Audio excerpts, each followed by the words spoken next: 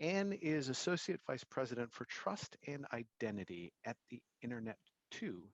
Um, we're going to be talking for a little bit, for the next 25 minutes or so, half hour, about Internet 2, but more importantly, Internet 2 as an example of a great collaboration in our space, and kind of extracting some of the ideas that have been discussed today. Um, through our conversation as another not quite case study, but also get Anne's perspective on some of these issues as well.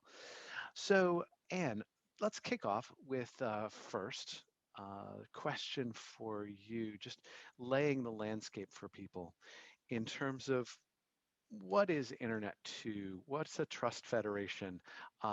Give us some background about the organization that you're a part of. Sure, yeah.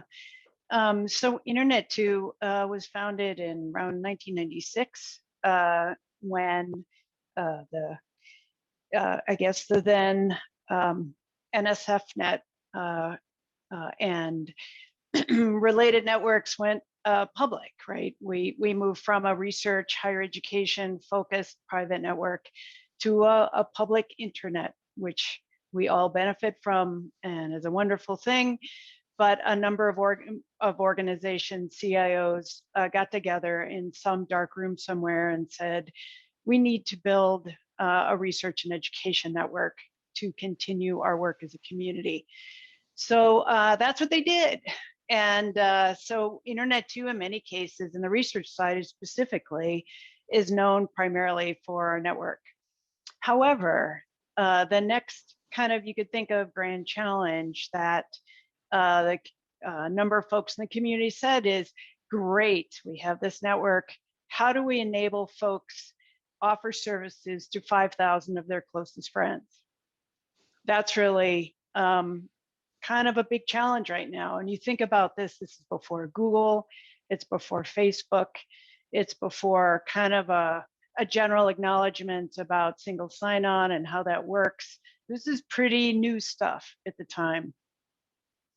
And so essentially the whole idea of federated access, where your one organization has the people and has a group of folks that need to access services that are offered by another organization. And you're splitting up essentially the authentication of the individual and the access to a service between two organizations. It was kind of a big deal at the time. And what came out of that discussion was things, software like Shibboleth, based on a standard called Security Assertion Markup Language, or SAML. And then beyond that, right, the whole InCommon federation policy, practice, and operations that we do. So fast forward to today, what I really work on is working with the InCommon community, and that's scoped to the US, but we have collaborators globally on how to enable the research and education community to share resources and help each other. And it's really access management is core to what we do. Mm-hmm. And that is like at its really core to institutional missions. You know, as you mentioned, you're part of a collaborative of institutions, but those institutions have, you know, thousands or tens of thousands in some cases of participants, right? So could you describe a little bit of the role of the trust federations in that space in terms of how some of the services that Internet 2 enables and how that serves the institutional mission of providing services to their communities? Sure. Yeah. So when InCommon was founded, in particular around 2004, there were three rough basic use cases that organizations came together, and primarily these were IT architects. So these are people who are chatting with their constituencies, their researchers, their students, their faculty, staff, administrators about the challenges of being able to do their work, frankly. So if you think about it, especially in a large institution, they're onboarding thousands of students every year and offboarding thousands of students every year. At that time, you think of it, the late 90s, early 2000s, that was a huge challenge to figure out how to grant access to all the services in labs, for instance. And gee, the person hasn't paid their bill. Oh, that they don't have access to the lab because they haven't paid their bill. So we were working through a bunch of just classic identity management issues. But the second kind of key collaboration use case was for research, right? So it's not only being able to help students access what they need to access, but here's an individual that needs to access the collaboration that's in the state, next door. And how does that particularly work? And that comes into the federation piece. So we really started out, frankly, with looking primarily at organizational identity and how to enable that access following a life cycle. And that naturally flows, right? If you're now looking at a faculty member, researcher, scholar, is they're working on their submitting grades, but then they also need to collaborate. So how does that work? And a third use case, which is very relevant to this community, was the library use case. So how do we enable access to library content without divulging identity? That was a huge use case. And there was a significant amount of work put in to help figure that one out. And early engagement with the library community was key to InCommon's success today. Yeah, there's always, for those people who engage in the CNI meetings, the Coalition for Networked Information, there's always a string of meetings from Internet. Ken Klingenstein is usually there, if I remember. Yes. Yeah. You have a really interesting title focused on trust, which I think is fantastic. And it's a core to any partnership, any relationship. So the federation environment in which you work is built on trust. How do you build trust amongst stakeholders? And in your experience, are there any kind of words of wisdom about core elements of making that, doing that successfully? Yeah, I can't say words of wisdom, but certainly experience. I would look at it as fractal, right? So when you meet someone and you're learning about them for the very first time, you may not know quite what to think of them, and you're trying to build a model of this person in your head, right? And then after you talk for a while, you find commonalities, and they start their actions are predictable, and they are open in terms of what they are, what they're doing, and you share that openness. I think that's very, very true in the electronic world. It's the same thing, right? So what we try and do, and InCommon, there's the people side, which is, I think, it was a key value, I would say, through all these talks. And I really like Ralph's comment about face-to-face meetings are so incredibly important. The people are what build this infrastructure, whether it's technology or process or whatever you want to call your infrastructure. And so that trust across the stakeholder community and the organizations you're working with has to be there. And so some of that is you're working with people you've never worked with before, treating them with respect, understanding and listening to their needs, and having them see that their needs make a difference. I think that interpersonal relationship is where you start. The second piece is having predictable and predictable planning processes. How do I provide input into what you're doing? What happens to that input? How do I have a voice? And the third thing is actually, and I can't remember who mentioned it, it may have been Elena in the beginning, having operations that are predictable as well. We have a InCommon registry where all the systems are in InCommon are included information so that you can connect, right? So an university with an identity provider and a user who wants to go to a particular resource can connect to that resource. How we develop that registry and the trust model around that, the security model around that is public. That information is public. How we do that is public.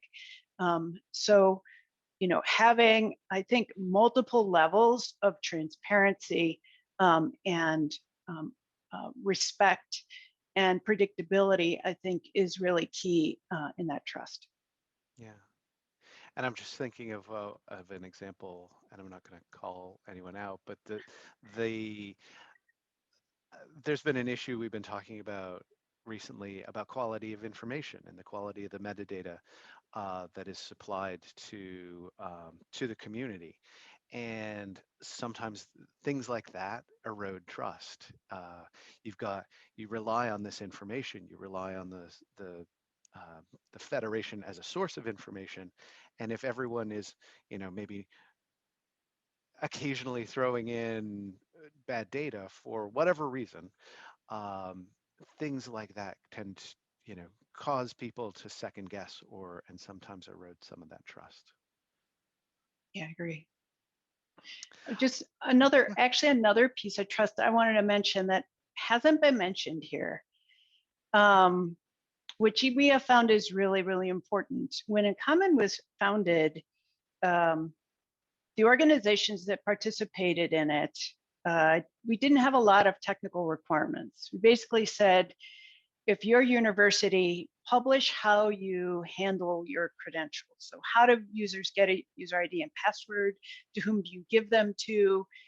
How often is the password changed? And then for service providers, what do you do with the information that's sent to you about an individual that is used to access the service, right? Is used for you to make a decision of whether or not a person should have access. So it was all, we did have a legal agreement that had some outlines of what you need to do. That is very true. But in terms of a lot of the specifics, it was post what you do so that other people can see. That didn't scale very well. We have 1,000 organizations in InCommon. It doesn't scale if you do that.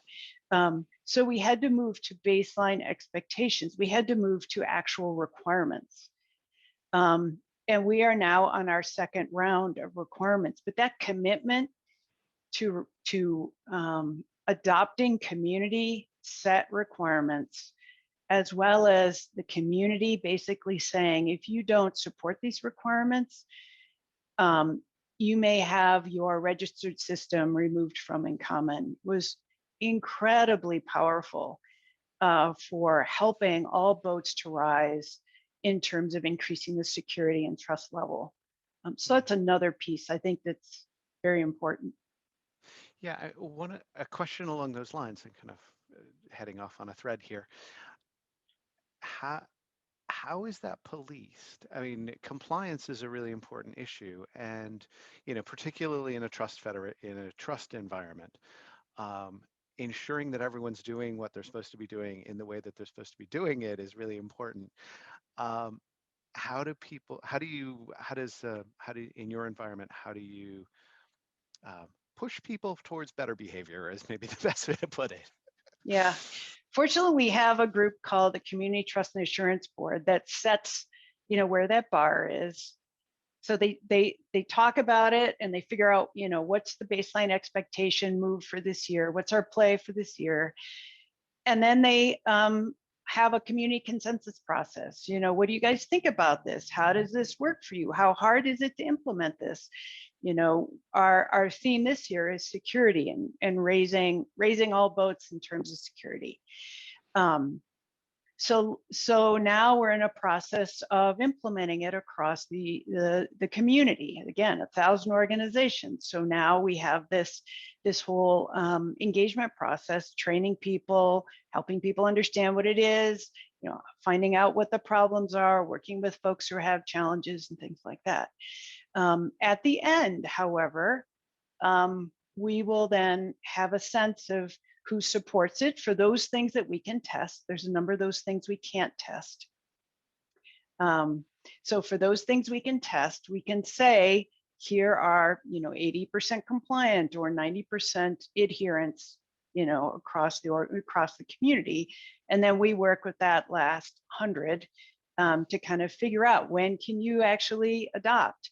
And we go through an extended period working with them to figure out, what are the barriers? Is the barriers they weren't looking at our notes? Is the barrier, I have so many systems, I don't know where to start, whatever it is, it doesn't matter. But at the end of the process for baseline 1, we went back to Community Trust and Assurance Board and said, these organizations aren't responding at all.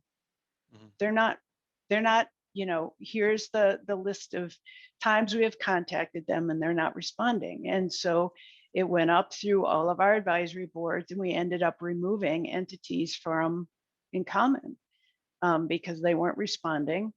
And it turned out, just like anything, there's cruft, right? So there are people who have put systems in InCommon that maybe are no longer there and they're still running. And that's understandable. That all happens, right? It all happens. But there's a community process for evaluating all of that.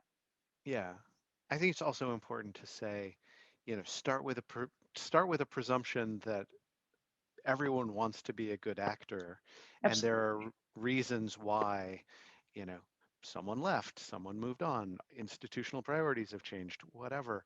But start with a position of good faith. Yeah. And that people are trying their best, usually. Mm-hmm. One of the other issues, which was raised a couple times today, has to do with governance. And you're in an institution or organization that has, 1,000 plus members. Every one of them has their own brand. Everyone is a special snowflake. Every one of them has their own goals and expectations and resources. How do you manage that in a collective environment? Sort of, how do you put together a governance structure that supports the wide, incredibly diverse community? Yeah, I mean, I think, so the first thing is, architecting where everyone has a little corner of their infrastructure that has to be the same, that has to work the same. Mm-hmm. How you handle authentication, totally up to you. How you handle things like your access management policies, or how you handle your access management systems, totally up to you. But each of you have to run this tiny little corner that can communicate back and forth to each other in terms of helping users when users need to access a service, for instance. So that's one thing, is trying to create as much flexibility in the organizations that they need to be able to support their own flavors of infrastructure, but tying it together with some key pieces of commonality. And those key pieces have to be interoperable and in terms of technology, but also interoperable in terms of policy. And I think as we get more and more mature, and I don't mean that in growing up and getting wiser, I mean getting older and having more operational and business debt, as we get more and more mature, it's clear that common little corner of that infrastructure, we have to start as a community. The community is starting to require that infrastructure, that little corner, to get bigger, meaning those operational policies. Everybody has to support good security practices, for instance, not just on that particular one little corner server, but that they have to be able to contact each other when there's an issue, when there's an incident response issue. So those things are getting bigger. So what that means, though, is that organizations participating in InCommon, there's additional requirements. Some schools and organizations are able to handle that. Others cannot. Others don't have the staff possibly, right? So I think it was Megan that was mentioning vendors can help bridge. So what we're doing is trying to grow a great vendor ecosystem, which I think we are doing successfully with a new program we'll be announcing shortly. So don't tell anybody, called the Catalyst program, that has a lot of different variety. If you're not able to support, X, you can contact a community approved vendor company to come in and help you. So that's piece of it. The other piece of it in terms of those needs is that we have community groups whose primary job is to understand the requirements, the broader requirements of the community. Go out and solicit for how do you run your identity provider in InCommon? Do you need help doing that? If we were to offer an outsourced service, what would it look like? What would be your requirements for it? And then coming back and writing up a white paper and giving it to our steering group, and then steering looks at it and says, yeah, that's a great idea. And then they essentially give it to operations. And then we put together a plan and come back out with community with some ideas. So it is a huge challenge, absolutely. Another challenge that I see, and this again was talked, I think Megan talked a little bit about it, is, and in that community, a very diverse community, you have institutions that are really well resourced, really well funded, have programmers and IT staff that can handle, anything, probably writing some of your specifications. And then you have organizations that are, less well resourced, smaller organizations. How do those less well resourced organizations engage and participate in a meaningful way? And how do you prevent those well-resourced institutions from saying, oh, you've got to do this, and the bar is really, really high? How do you manage that? Yeah, we have time and time again examples of that. So, I mean, I think that's a super good question, especially when you think about the organizations that founded Internet 2, which is a large research institutions. How do you reach out to the broader community? And that is a really excellent question. So one really good example of that is something that I was the lead for and that I'm in the process of decommissioning. And that is, we worked with the federal government to put together an assurance program. And all it was about is universities we get certified that says our security practices follow the federal government NIST standards. And we had an interpretation of that and so forth. We spent years and years and years, but it was so difficult to implement, that no one, I mean, we had 6 organizations implemented, and we had no federal agency say, oh, we need this right now. So there was no driver, even though GSA said, yeah, this is important. We work with them, all that. And I don't want to throw GSA under the bus because we're all trying to figure this out. That's the thing. We're all trying to work together to figure out challenges of the day. And sometimes they work and sometimes they don't work. So this baseline expectations of increasing trust over time is specifically managed in a way that we're trying to make it so that everybody can implement it. And so because we're trying to, we engage in a community consensus process, not only to say what should be in baseline expectations now, but also not only that, but also later we say, okay, the community came together. This is what they decided. Here's what we're thinking about. Are there any issues with implementing? So that's one thing. And I think the other piece is the corporate and engaging this great corporate community because they're offering anywhere from, okay, you're a super small shop, you only have 5 individuals that need to access research NIH services, for instance, we'll sell you basically 5 ongoing credentials that you can use and give out to your 5. So you can really, those individuals can participate in federated services, but you don't need to build the infrastructure if you don't want to hosted solutions. So we're getting there. We're getting there. Yeah, it's a process. It is. I can't. I can name. We probably have decommissioned twice as many things as we have, easily, maybe 3 times as many things as we have in place. Fail quickly. Yeah, ideally, for sure.